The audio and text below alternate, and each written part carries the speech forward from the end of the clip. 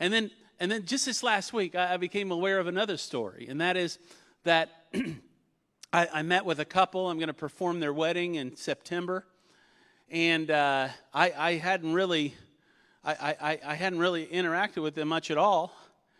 And I know they've been here like about a year and a half, and I said, well, what brought you here? He was at Purdue. He's teaching math there now, and I said, what brought you here?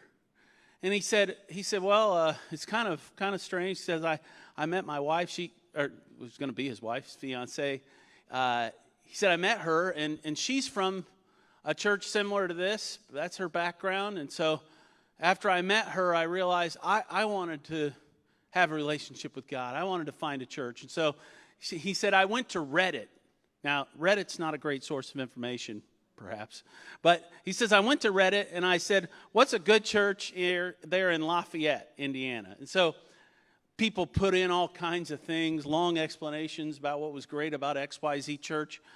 And he said, one comment was just real simple, and it said, River City's what you're looking for. And so he came here, and he found his relationship with Christ. He's been baptized now, and they're going to get married. They're going to live here, and this is going to be their church home. That is work that God is doing right in the midst of all this craziness.